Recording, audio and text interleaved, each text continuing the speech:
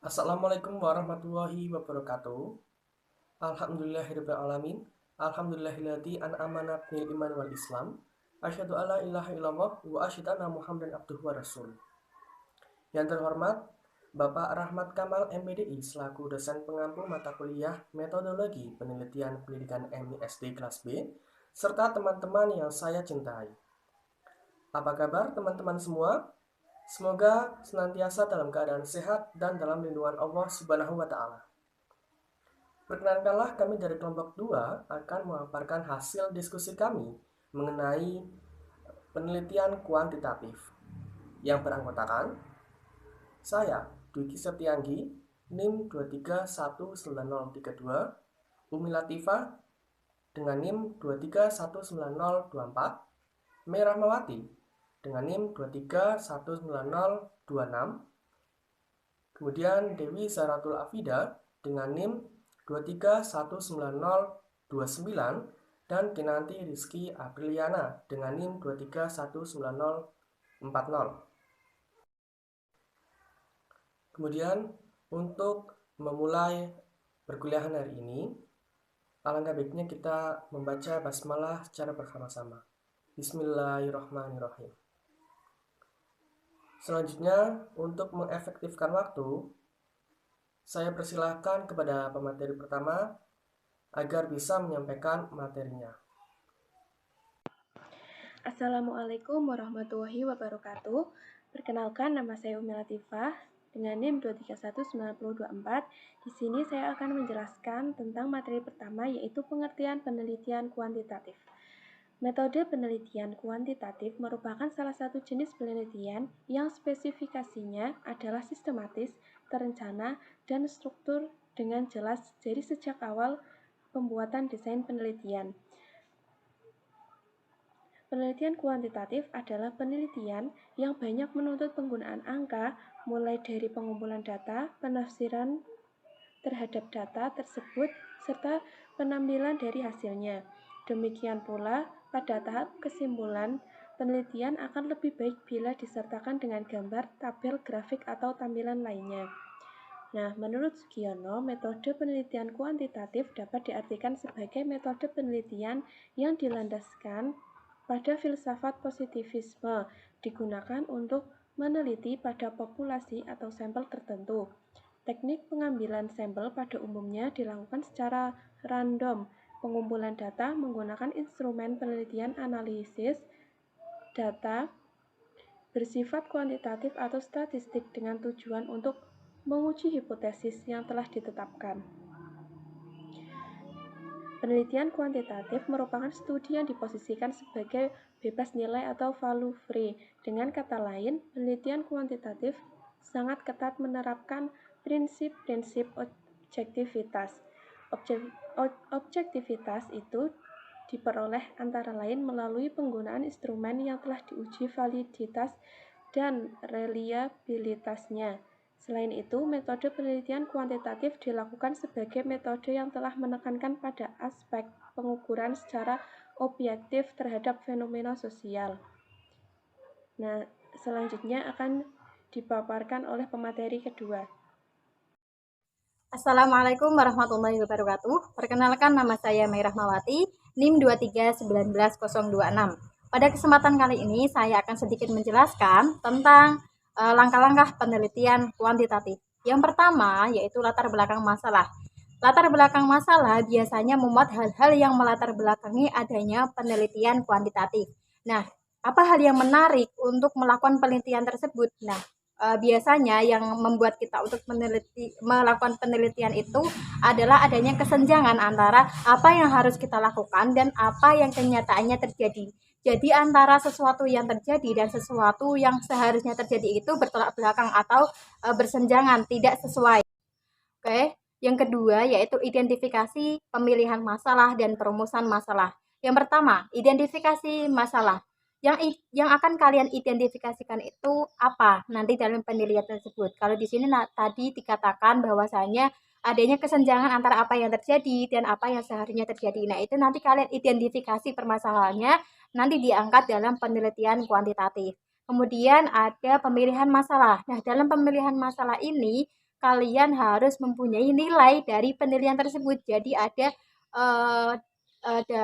ada realitas dan dapat diuji. Kemudian pemilihan masalah ini harus sesuai dengan kualifikasi peneliti. Peneliti harus mempunyai kualifikasi masalah-masalah yang akan diangkat. Nah, itu nantinya yang akan dipilih dari masalah-masalah tersebut. Kemudian menghubungkan dua variabel atau lebih. Jadi permasalahan itu tidak hanya satu, ada variabel-variabel lain yang nantinya menjadi perbandingan antara masalah satu dengan masalah yang lain. Yang ketiga ada sumber masalah. Nah, kalian mendapatkan sumber masalah ini dari mana? Apakah dari bacaan, seminar, pengamatan, pengalaman, hasil penelitian, dan lain sebagainya. Itu sumber masalahnya dari mana? Yang keempat ada perumusan masalah. Nah, perumusan masalah ini biasanya dalam rumusan masalah itu dirumuskan dalam bentuk kalimat tanya, kemudian kalimatnya jelas dan padat, kemudian rumusan masalah ini menjadi garis besar ataupun menjadi dasar dalam merumuskan judul penelitian, seperti itu. Kemudian ada perumusan tujuan dan manfaat penelitian. Tujuan penelitian adalah suatu pernyataan tentang apa yang akan kita cari dan apa yang akan nantinya kita capai. Jadi harus ada tujuan yang akan kita capai tersebut. Kita harus tahu apa yang akan nantinya kita capai dalam penelitian kuantitatif tersebut. Kemudian ada manfaat penelitian. Nah, manfaat penelitian ini mencakup manfaat teoritis dan manfaat praktis. Maksudnya adalah dari manfaat teoritis ini kita mengetahui apa saja kesenjangan sosial yang terjadi secara teori. Kemudian prakteknya, kita harus melakukan seperti apa, yang benar itu seperti apa, dan yang salah itu seperti apa. Nah, kemudian ada telaah pustaka.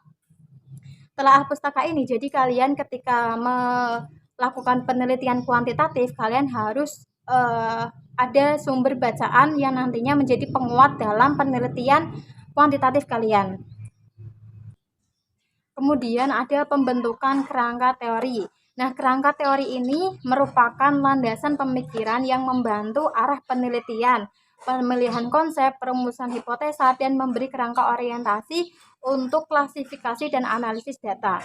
Nah, kerangka teori ini dibuat berdasarkan teori-teori yang sudah ada atau berdasarkan pemikiran logis yang dilakukan atau dibangun oleh peneliti sendiri. Kemudian ada perumusan hipotesa.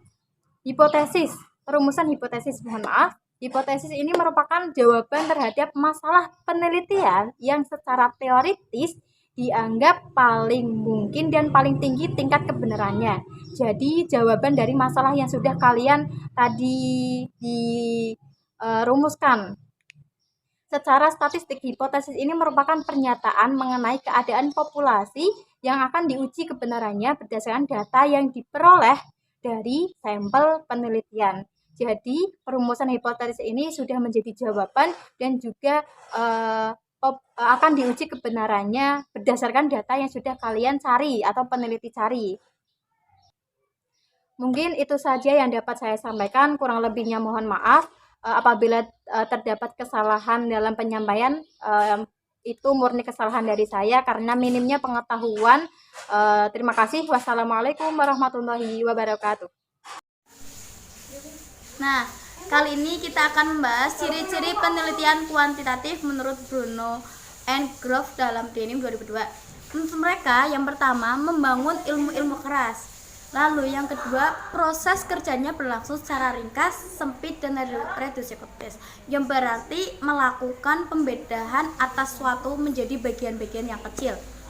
Yang ketiga, ketat dan objektivitas. Di sini dalam penelitian dilakukan secara fokus dengan sesuai apa yang terjadi dengan di lapangan.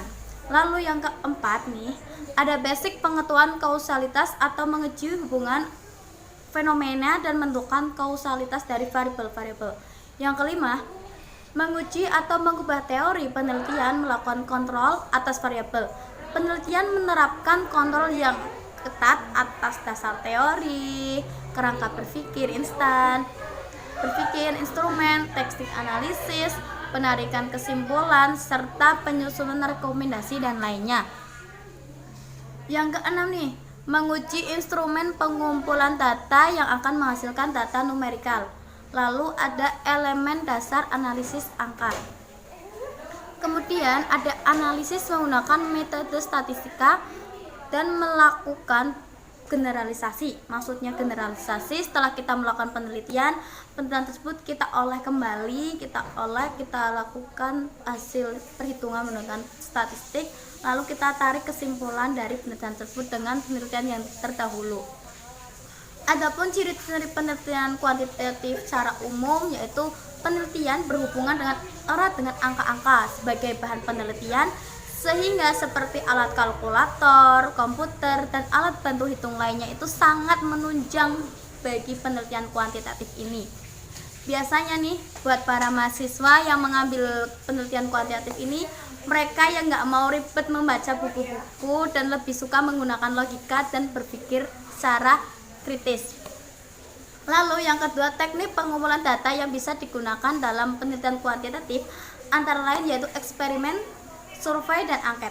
Eksperimen dilakukan biasanya buat mahasiswa yang suka terjun langsung ke lapangan tanpa basa-basi melihat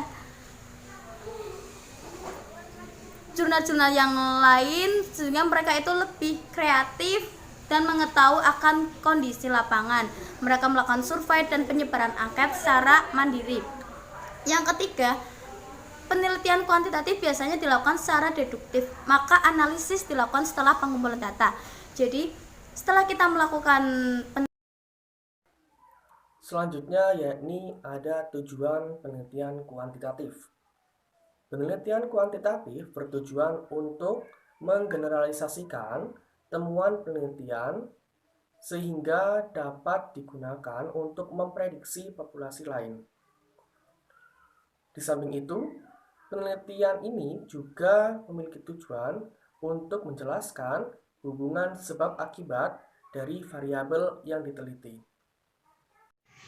Materi yang selanjutnya yaitu metode pengumpulan data penelitian kuantitatif.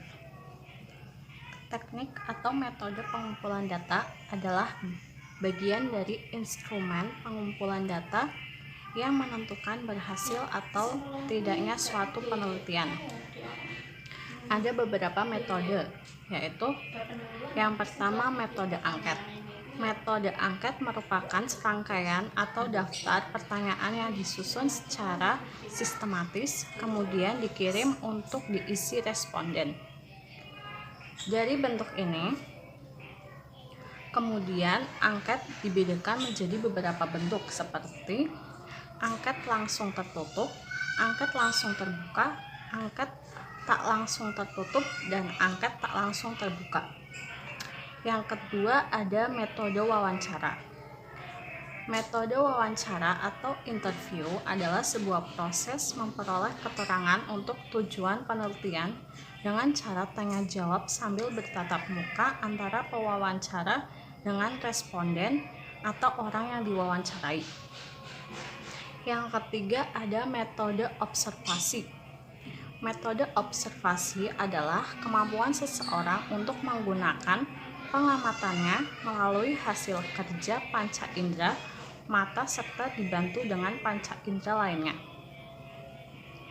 Bentuk-bentuk observasi yaitu observasi langsung, observasi berstruktur, observasi tidak berstruktur, observasi eksperimental, partisipasi, observasi non-partisipasi, dan observasi kelompok.